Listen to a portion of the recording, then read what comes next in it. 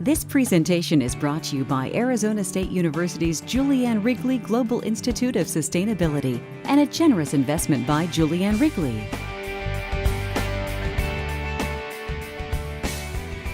At New Belgium, we think that business is perhaps the perfect vehicle for change both socially and environmentally in the world.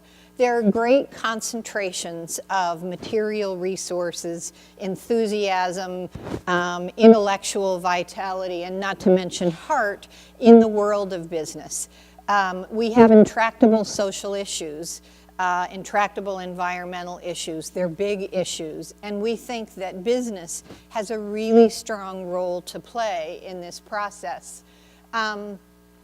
So, you know, as long as we are not sort of ignoring our externalities and we're solely focused on the bottom line, we think that the work that we can do really adds to the body of knowledge. And also, Julie talked about doing, the doing of things that need to be done so that we can make change in the world.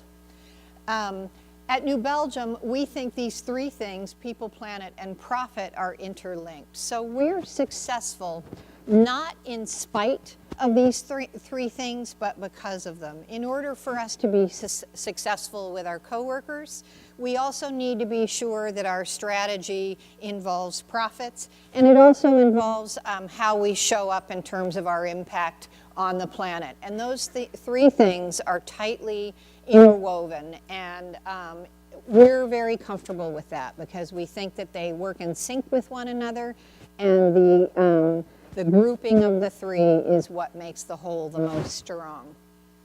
I'll use sustainable business role model, triple bottom line, the 3 Ps of people, planet, profits, and all of those are essentially ways that I express the practice that we have at New Belgium. In the last, say, 25, 30 years, there are a lot of business people who have come to this happy realization that they have companies who create profits, and they can use those profits to make the kind of change that I've been talking about.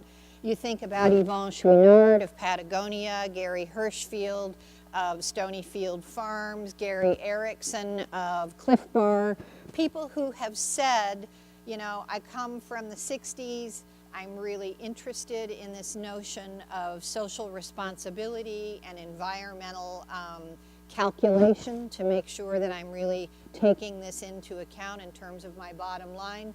So it was natural for us to move into this space and to really think about how we could be role models in this regard. I think a really interesting one that Julie mentioned is Ray Anderson, because if you never met Ray or saw him speak, he is the perfect epitome of the lovely Southern gentleman who just stepped off of the golf course. And you would never see immediately at first blush that this was a man who had a life-changing event about the impact of his business, which is carpet. And you think carpet, you know, whatever. But when you think about the miles and miles of carpet in the world, a fairly toxic manufacturing process, he had an epiphany about how his business impacted the world.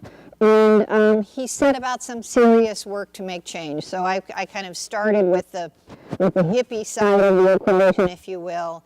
But, you know, clearly there are lots of people in business who are saying that this matters to me.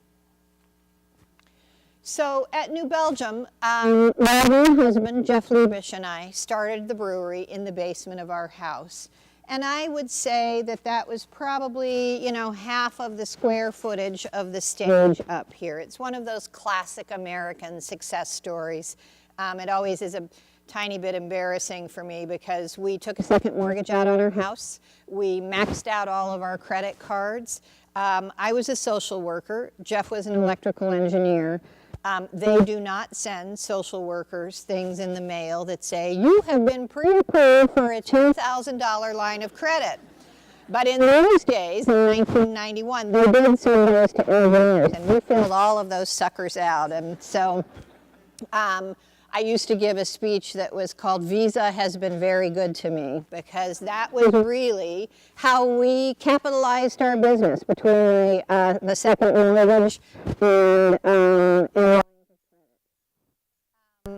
we are New Belgium Brewing Company for two reasons. One, Jeff took a bike trip through Europe and tasted a lot of beers in Belgium that he really loved, and he really, began to understand that Belgium has a rich brewing heritage. Beer is to Belgium what wine is to France. It's very regionalized and specialized, and they take a great deal of pride in their brewing heritage. So he came back to the U.S., we started dating. He made a beer that he called Fat Tire, which is, at that time, was a nickname for a mountain bike. And he made it as a home brewer.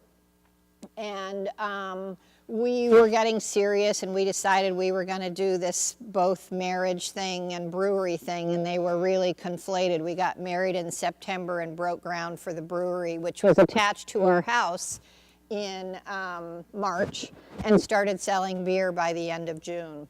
So we were the first brewery in the United States to specialize in those styles. In fact, for the first 3 years that we sold beer at the Great American Beer Festival, took beer there for judging, our beers weren't judged because they didn't have any categories for Belgian beer. So I'm sure they were part of the great staff after party that they have, but there was no judging involved there. But before Jeff and I ever made a barrel of beer, we went on a hike in Rocky Mountain National Park to talk about what this baby company was going to mean to us.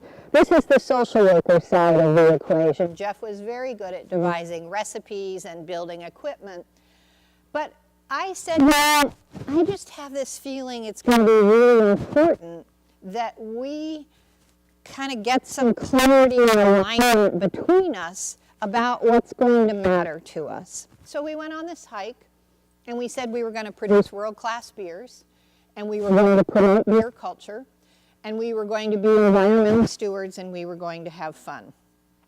And when you think about that, we had not yet even made any beer, and we were going to produce world-class beer. And that's sort of ridiculous in some ways, except that, you know what? We now produce world-class beer.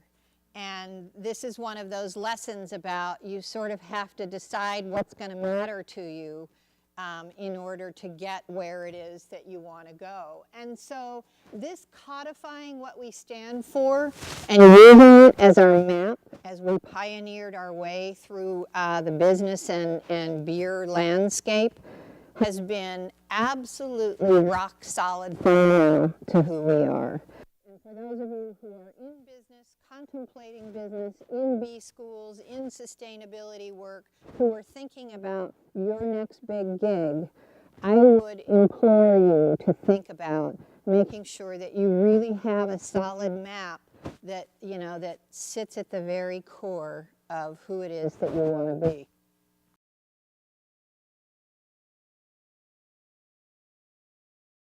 This presentation is brought to you by Arizona State University's Julianne Wrigley Global Institute of Sustainability for educational and non-commercial use only.